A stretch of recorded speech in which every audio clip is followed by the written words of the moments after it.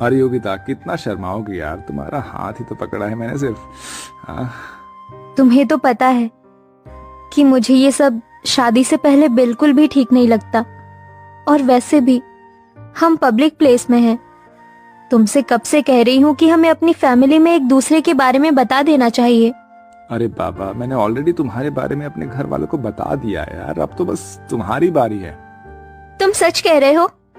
I love you Aarav. मैं आज ही अपने मम्मी पापा से बात करती हूँ। योगिता आरव एक दूसरे के साथ पिछले 2 सालों से रिलेशनशिप में थे। योगिता थोड़ी शर्मीली किस्म की लड़की थी, इसलिए आज तक उसने कभी भी आरव को ठीक से गले तक नहीं लगाया। दोनों ही एक दूसरे के बारे में अपने माता पिता से बात करते हैं और कुछ ही समय में उनकी शादी हो जाती है।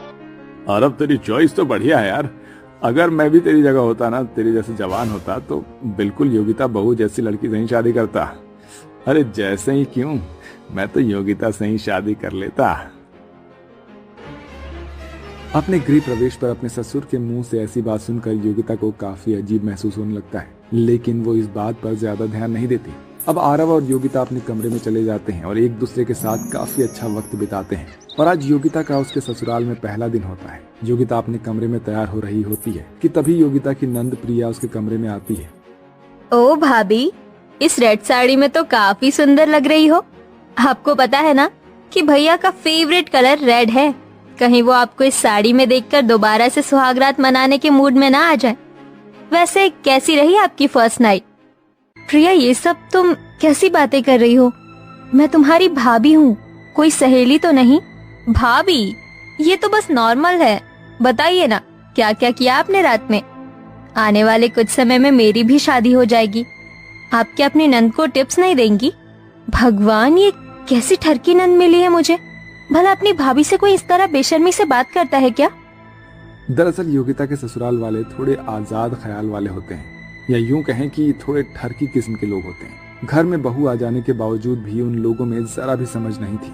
बच्चे तो बच्चे, घर के बड़े भी कुछ इसी किस्म के थे। आज तो कुछ ज्यादा ही काम था घर में। एक काम करती हूँ, थोड़ी देर आराम कर लेती हूँ।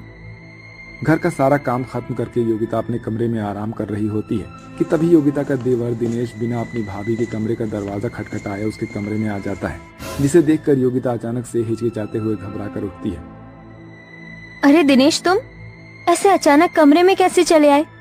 तुम्हें दरवाजा खटखटा कर आना चाहिए था ना। भाभी, मैं कोई पराया मर्द थोड़ी ना हूँ, आपका देवर हूँ भाई है? और देवर तो भाई के समान होता है ना। वो तो मैं आपसे कहने आया था कि शाम को मेरे कुछ दोस्त आ रहे हैं, तो आप ना उनके लिए कुछ स्नैक्स वगैरह तैयार कर दीजिएगा। अपने ससुराल वालों की ऐसी हरकत योगिता को बिल्कुल भी पसंद नहीं आ रही होती है। ऐसे ही एक दिन, योगिता बहू, अब तो तुम्हारी शादी को काफी समय हो गया है, तो कब दादा दादी बना रही हो हमें? माँ जी, सामने ससुर जी बैठे हैं और आप उनके सामने ऐसी बातें कर रही हैं। तो क्या हुआ बहू, वैसे भी अमरावती बहू की माँ बनने की उम्र थोड़ी ना है, अभी तो उन्हें एंजॉय करना है। वैसे तुम एक दूसरे के साथ अच्छा वक्त बिता पाते हो ना। मेरा मतलब तुम्हारे बगल वाला कमरा ही हमारा है। वैसे कल रात तो तुम्हारे कमरे से बहुत आवाजें आ रही थी, हैं? लगता है बहू बेटे में कुछ ज्यादा ही प्यार हो रहा है।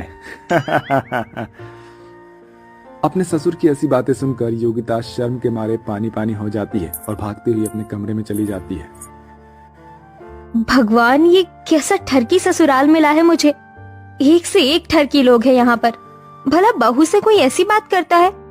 कहाँ फंस गई मैं इन लोगों के बीच में। आरव बिजनेस के सिलसिले में घर के बाहर ही रहता था, जिसके चलते योगिता आरव को इन चीजों के बारे में बता नहीं पाती थी। अरे योगिता बहू, कितनी बार कहा है तुझे कि ये सर पर घूंघट लेकर मत घुमा कर। हम मॉडर्न लोग हैं और हमारे यहाँ घूंघट वाली प्रथा नहीं है। हाँ हाँ, होगी भी क्यों। मॉडर्न के साथ साथ ये लोग ठरकी भी जो हैं। माँ जी, वो मुझे घूंघट में ही सही लगता है। बिना घूंघट के मुझे काफी अजीब लगेगा। एक बार तू ये घूंघट हटा कर तो देख, बहुत सुंदर लगेगा। अमरावती अपनी बेटी प्रिया के साथ योगिता को जबरदस्ती कमरे में ले जाती है और उसे साड़ी के बजाय एक वन पीस पहना देती है। वाह भाभी, आप कितनी हॉट लग रही हो। माँ जी, प्रिया, मुझे